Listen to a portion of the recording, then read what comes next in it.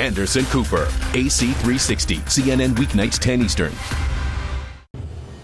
South Park creators Matt Stone and Trey Parker did a pair of episodes which make fun of celebrities but also happen to feature Jesus, Moses, Buddha, and the Prophet Muhammad. They didn't even show Muhammad. They weren't allowed to by their network. He was disguised in a bear suit.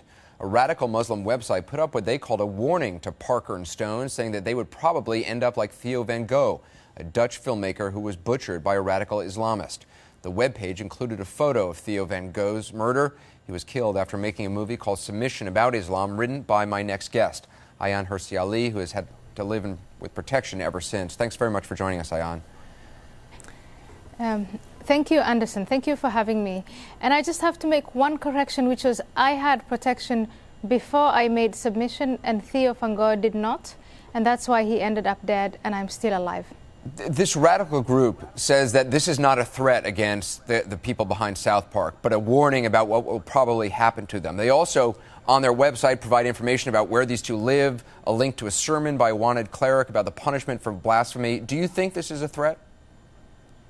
This is clearly a threat. The fact that they have looked for their addresses, found them, put them up, on the air for any radical jihadist to go and, claim martyrdom, that is all part of a threat. And that's exactly the process before Theo van Gogh was killed. After we made the film, there were lots of radical groups sharing his movements, his address, his pictures, and lots of threats coming in to my email and also to him.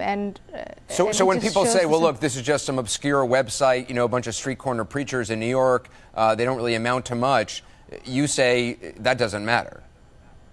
Well, the killer of Theo van Gogh, Mohamed Bouyeri, was considered a marginal figure, and his name did not even emerge until after Theo was killed. And after Theo's death, we realized, in fact, the Secret Service announced that he was the leader of the Hofstad group, the group that they now put a lot of attention, and most of them are in jail right now. But that was, it started out with, it's a small group, insignificant, radical, marginal, so on and so forth.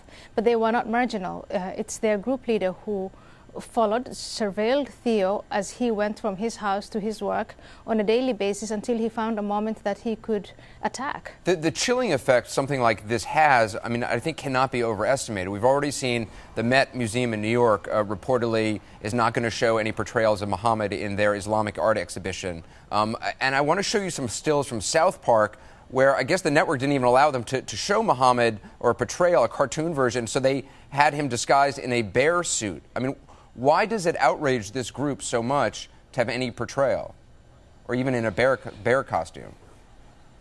Well, because I grew up as a Muslim, and growing up as a Muslim, I learned you don't criticize Allah, the Quran, or the Prophet Muhammad, and you should, participate in condemning and eventually killing anybody who does. So that is just what the religion tells us. That's what Scripture tells us.